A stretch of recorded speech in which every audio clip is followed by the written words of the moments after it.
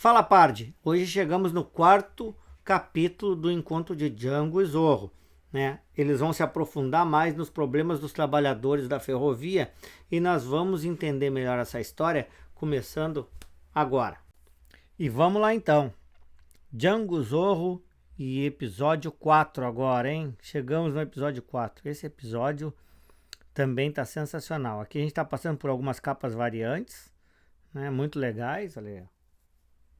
Olha que bacana essa capa aqui, cara. Show de bola. E vamos para a história.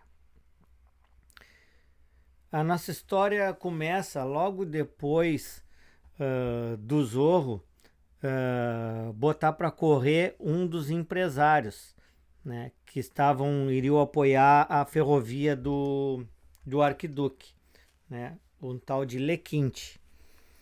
E aí o Zorro, no último capítulo, invadiu o quarto dele, que ele estava tentando abusar de uma das empregadas do Arquiduque. O Zorro chegou bem na hora, né?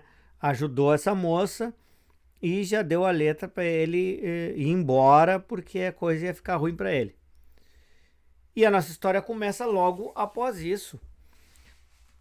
Logo de manhã cedo, né? Dá para ver que ainda não estão coloridas as imagens, porque representa a parte da manhã que não tem pouca luz, ainda está no amanhecer.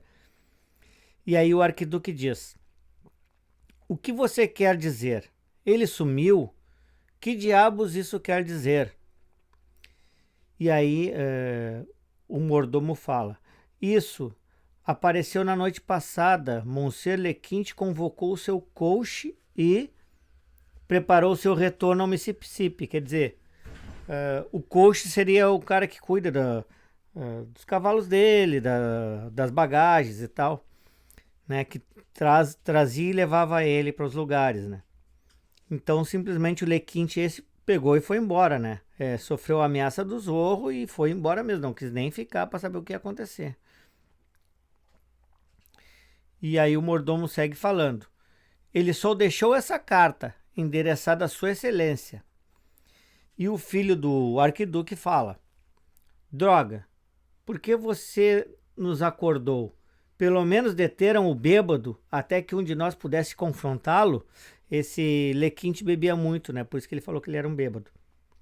E o mordomo diz: "Eu sinto muito, jovem senhor, mas a partida dele foi muito furtiva e ocorreu tarde da noite.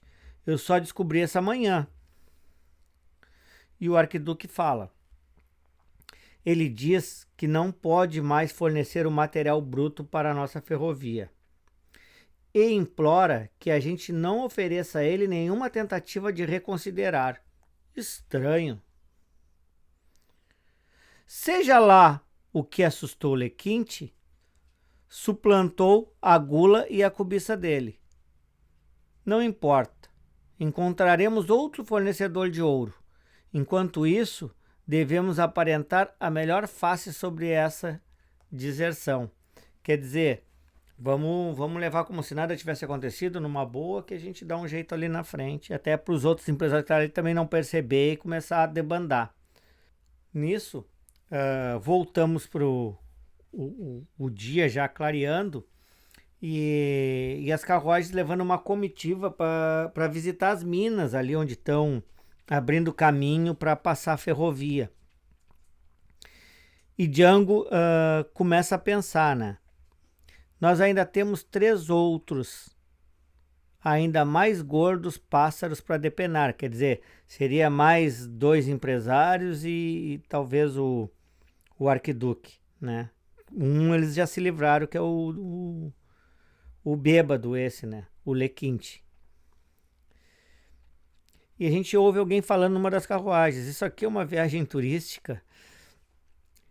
E Django continua pensando: "Pode perguntar a qualquer homem negro. Nós temos o que você pode chamar de aversão natural a homens usando máscaras. E nenhum regulador já deu a mínima sobre alguém destratando escravos ou maltratando mulheres. Mas ainda é difícil acreditar que aquele vingador que vi noite passada possa ser o mesmo sujeito que me contratou para protegê-lo. O mesmo sujeito levanta o mindinho enquanto bebe seu chá. Não, não pode ser. E nisso ele troca uma palavra com o Zorro. Quer dizer, o sujeito que ele viu na noite passada foi o Zorro, que ele viu pela janela, né? A gente viu isso no episódio passado, quando ele viu o Zorro correndo o Lequinte, né? O Zorro estava todo, né? Com a roupa de Zorro, máscara, espada, né? Todo o aparato dele. E o Django viu pela janela ele e já sacou que o Zorro é o cara que contratou ele mesmo. Que é esse que ele está dirigindo a palavra agora, dizendo: não vejo necessidade de um guarda-costas, tendo todos esses soldados andando juntos.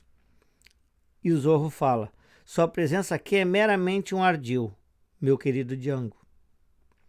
Hoje você deve agir como meus olhos e ouvidos secundários. Consiga-me a história verdadeira das operações do Arquiduque. Os nativos, aqueles que estão realmente construindo a preciosa rodovia dele. Aqueles que nunca falaram abertamente para um dos companheiros dele. Ele disse: certo, entendi. Quer dizer, Zorro pediu para o Django se misturar aos nativos ali, os empregados, para descobrir o que está realmente acontecendo, né? Se eles estão contentes, não estão, se estão sendo explorados ou não. E aí vamos para a cena onde eles já chegaram no local, né? A comitiva com os empresários e o arquiduque. E o arquiduque fala: bem-vindos, cavalheiros.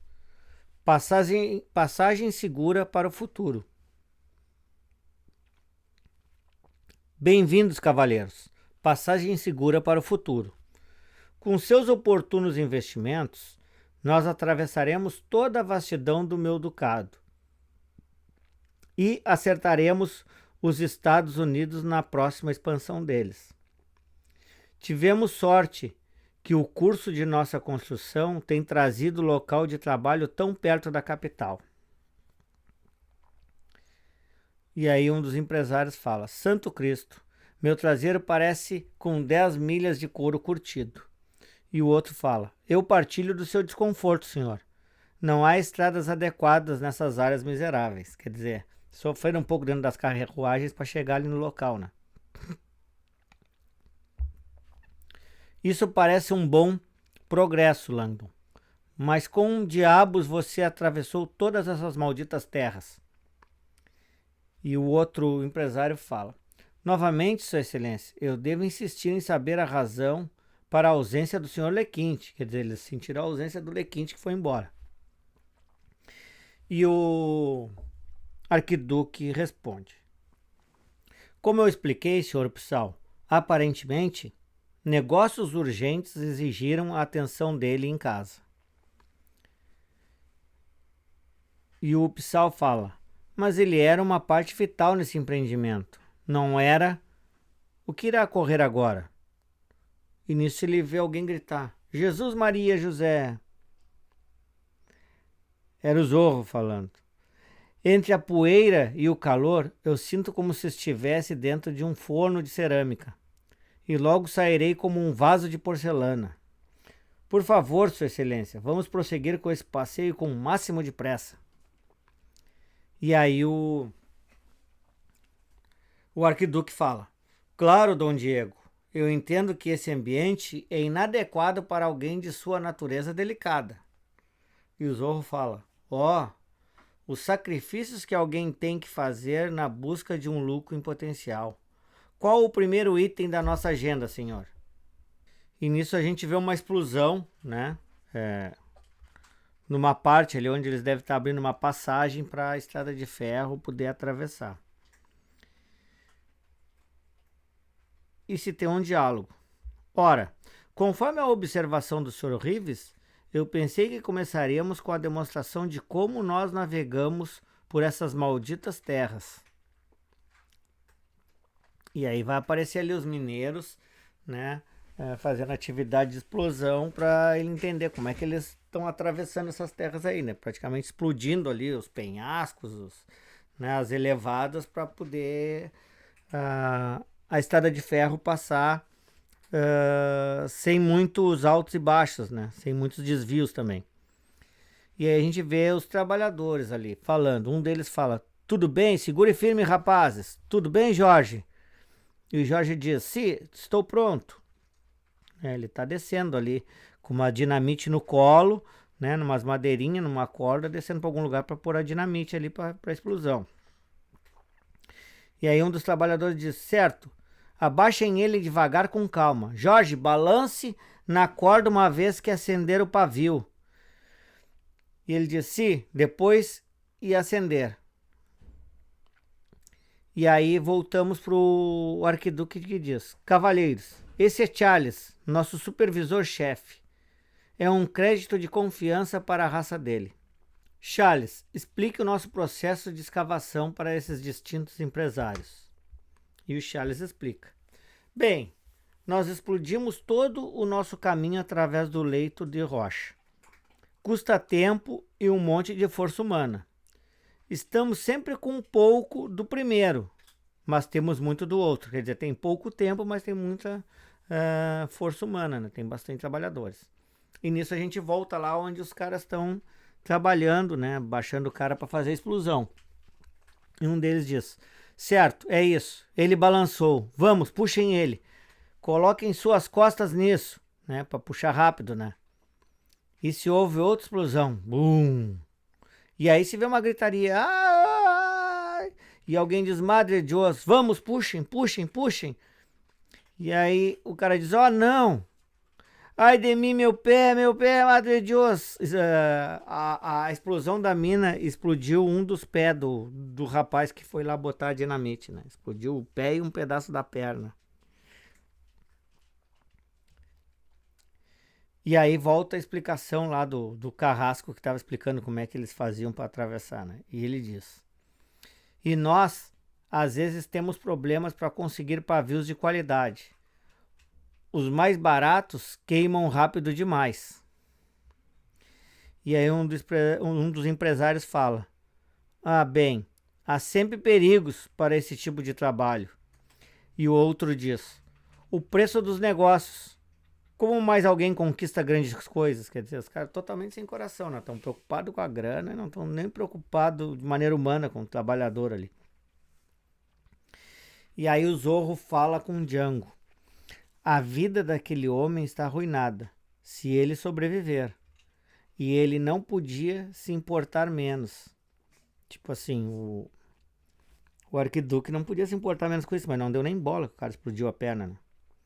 E Django responde: como uma maldita cabeça de gado. Quer dizer, trata os trabalhadores como se fosse uma cabeça de gado, não tá nem aí.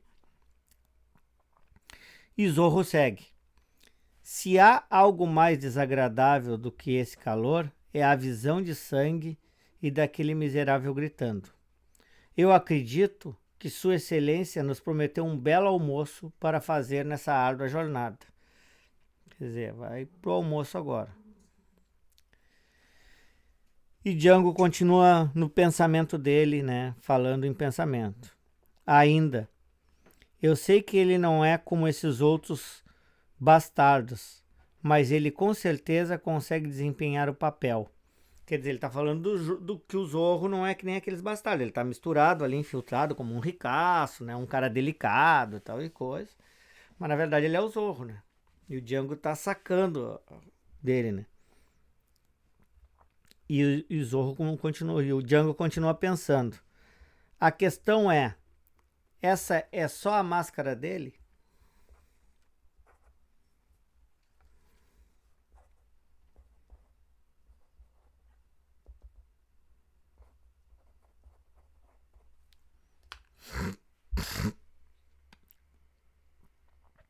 E aí ele fala com um dos empregados ali que está colocando uma caixa numa carroça. E diz: ei, homem, vejo que você anda pisando mal. Você costuma plantar essa cargas também? E ele diz: não, eu enfrentei nosso supervisor, aquela bola de gordura, de merda, comendo com os chefes bem ali. Ele não gosta do que você está fazendo. Ele leva você para a bigorna dele escolhe uma parte que você pode não sentir falta e a esmaga.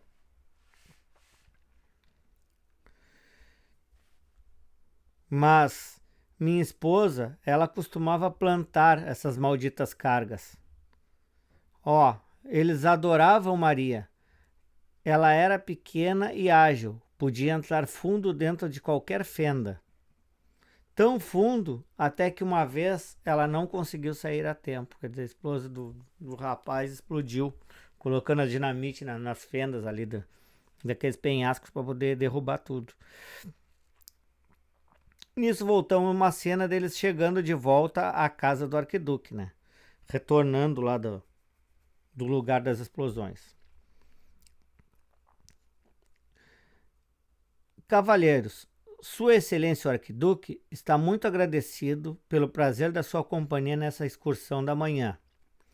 Ele espera que vocês aproveitem o resto da tarde e junte-se a ele às 5 horas para libações na sala de estar. Quer dizer, o mordomo já explicou para o pessoal qual era a próxima atividade. Um dos empresários diz: soa bom para mim.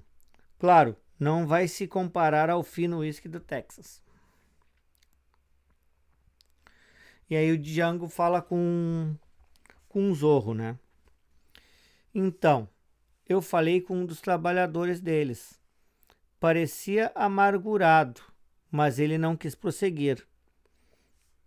Acho que vou visitar o acampamento deles depois, ver o que posso descobrir, quando os ricaços não estão por perto. E Zorro diz: perfeito, eu não teria qualquer necessidade do seu serviço essa noite. Tudo bem, eu vou depois do pôr do sol, diz Django. Nisso, um dos empresários fala, né, chega perto da conversa do Django e do Zorro e diz: você é íntimo demais com esse sujeito negro, senhor. Falando pro Zorro, né? E o Zorro diz: hã? E ele diz: em Richmond, nós mantemos nossos corvos no lugar deles, como Deus ordenou. Eu acho sua familiaridade com esse negro imprópria, eu devo dizer. E aí o Zorro diz: mas, meu bom homem, o Django aqui é meu guarda-costas pessoal. Como ele vai cumprir seus deveres se eu manter ele afastado ou além? E aí o empresário segue, né? Um cavaleiro branco não tem necessidade de um guarda-costas no bom solo da Virgínia, senhor. E aí ele é interrompido pelo Zorro, dizendo: mas aqui é o oeste, que alguns julgam selvagem. Se você não for cuidadoso, você pode acabar com uma bala ou uma ponta de uma espada aqui, ou aqui, ou aqui. Então ele pega o guarda-chuva dele e vai tocando nos pontos do cara onde ele pode, né, acabar com uma espada, um tiro, alguma coisa assim. E segue falando. Claro, eu não tenho que temer no seio da agradável hospitalidade de nosso anfitrião. E aí o empresário diz: eu concordo. E aí o Zorro, para disfarçar, dispensa o Django, né? Dizendo: então, Django, você está liberado dos seus deveres pelo restante da noite. Vai se divertir, amigo. E Django diz: sim, senhor. Muito obrigado, senhor. Na verdade, Django diz isso, mas já sabe que vai ter que ir no acampamento dos caras lá, né? Dos empregados, para descobrir mais coisas. Bom, dentro do estábulo, Django conversa com um índio, né? O índio que é mudo,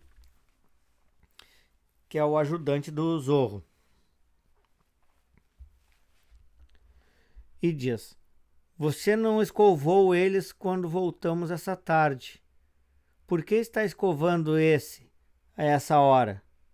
Tudo bem, fique à vontade. Quer dizer, o Django viu que ele está escovando o cavalo do Zorro, né? Quase de noite, assim, não tinha porquê, né? Mas ele já se ligou que o Zorro vai usar esse cavalo. E Django segue falando: eu estou voltando para o acampamento de ferro, ver o que é o que. Depois ricos vão para casa, né? Então, depois que os ricos vão para casa, ele vai tentar descobrir o que aconteceu lá. E ele segue pensando, né? Honestamente falando, eu não sou o que você chamaria de bom samaritano. Se não há uma recompensa, que não estou interessado. Mas eu pensei sobre King e como ele morreu tentando me ajudar, quando isso não dava lucro algum a ele. Então King foi a pessoa que morreu salvando Django em tempos passados. Tipos como Diego e essas pessoas aqui. Então eu penso sobre o que Hilde gostaria que eu fizesse. Hilde seria a esposa dele também, que ficou para trás nessa história. E nisso ele chega perto ali onde estão os empregados todos conversando, né? E um deles diz: e vocês todos viram aquele conselho de lagartos que visitaram o sítio hoje? Nós corremos todos os riscos e pagamos o preço, enquanto eles ficam por aí, gordos e preguiçosos no sol. Eu lhes digo, irmão, por que nós devemos... E aí alguém interrompe. Tome cuidado, Pedro.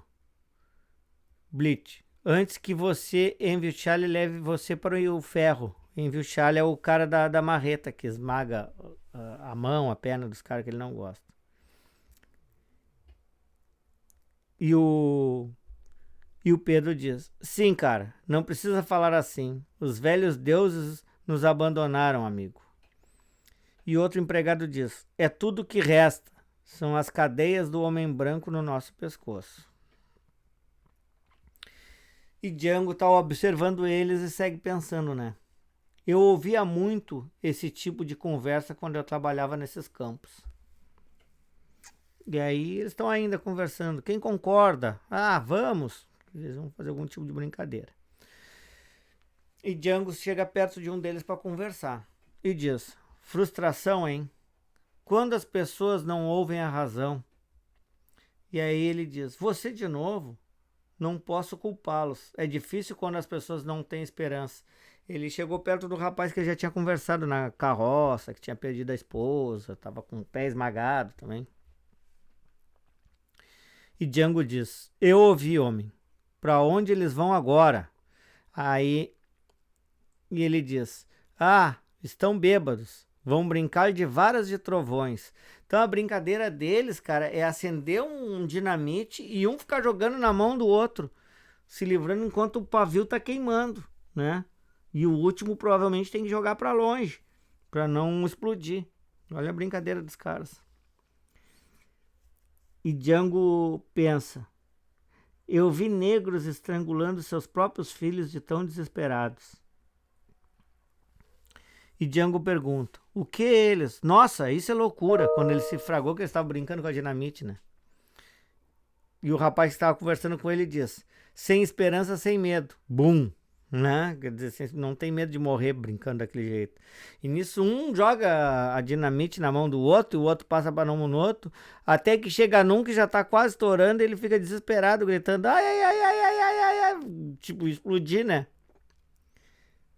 E a gente ainda vê o último pensamento do Django, dizendo: mas o que diabos um homem pode fazer para mudar isso? E nisso a gente vê um chicote puxando da mão o dinamite do empregado e jogando para longe. E a gente vê que era o Zorro, silhueta do Zorro, né? Vê que explodiu longe o dinamite. Bum, salvou o cara, né? Bem na hora com o chicote. E o Django só olha para ele, né?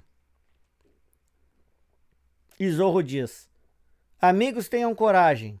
Nem tudo está perdido enquanto seus corações permanecerem fortes e verdadeiros. Não há nenhum poço de escuro o suficiente para extinguir o desejo por liberdade. Não há corrente forte o suficiente para segurar o espírito humano. Aí um deles diz: bah, nós somos como acorrentados, o arquiduque tem tudo, e nós somos proibidos de trabalhar sem a permissão dele. E Zorro fala: mas a força e grandeza não são bens. Eles também estão sujeitos às camadas poderosas da justiça. E alguém grita: que diabos está acontecendo aqui? E nisso aparece o cara da marreta lá, o capataz lá do local. O cara que gosta de amassar a mão e pé dos empregados com a marreta. Eu pensei em ter dito a vocês, gordos patéticos, para não brincarem com as malditas dinamite. E aí ele olha pro Zorro, né? Vê o Zorro e diz: e quem diabos você deveria ser? Vá para casa, xamã. Seus truques mágicos não são bem-vindos aqui. E o Zorro tira o chapéu e fala para ele: você se confundiu, senhor. A medicina que eu conjuro não é destinada a deslumbrar ou induzir, mas sim para libertar. E aí bateu com o chapéu no cavalo, né? E aí pisou na fogueira dos empregados, né? E jogou um monte de carvão pegando fogo em cima do capataz e dos empregados que estavam armados ali para acuar os empregados, né? O capataz e os jagunços dele ali, ele jogou um monte de pedacinho de carvão, madeira queimando ali da fogueira, né? E um deles já sai queimando e diz Jesus, e outro também diz: pega esse sujeito, peguem ele. E outro diz: filho dá. Quando ele terminou de dizer filho dá, já vem uma chicotada nele, bem na arma que ele puxou. O cara só diz: ai, puxou-lhe a arma dele. E o outro foi puxar a arma também, e ele foi com um cavalo por cima, com as duas patas no peito dele. E nisso o cara da marreta joga a marreta no Zorro e diz: filho de uma vaca, eu vou esmagar seu traseiro. E o Zorro esquiva e diz: desculpe, não essa noite. Nisso um outro cara tá sentado já pronto para atirar no Zorro, né?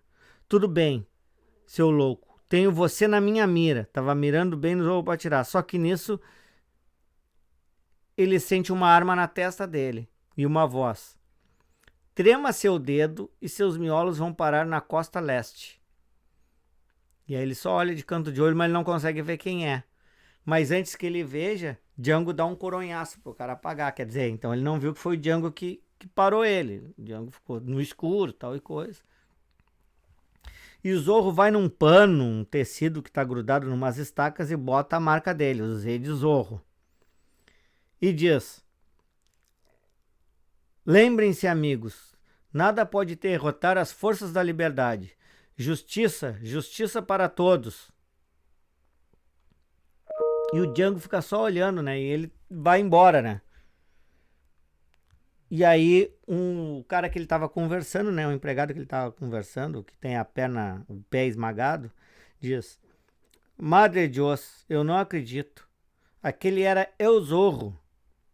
E Django diz: quem? E ele segue explicando: El Zorro, ele é uma lenda por todos o oeste. Um inimigo para os malvados e um campeão para os oprimidos. Ele está aqui. O que você nunca ouviu falar do El Zorro? E Django diz: não, mas eu com certeza reconheço aquele cavalo. E nossa história de hoje termina aqui. Então nosso episódio 4 fecha aqui. E eu já estou ansioso para ver o que vai acontecer no nosso episódio 5. Mais um capítulo sensacional. E em breve nós vamos chegar no 5º capítulo, o 5º episódio. Te convido a dar um like, deixar teus comentários, tá? E se tu não te inscreveu, te inscreve no canal que a gente sempre traz histórias. Também temos feirões de HQs com preços incríveis e outras novidades. Um grande abraço, até o próximo vídeo.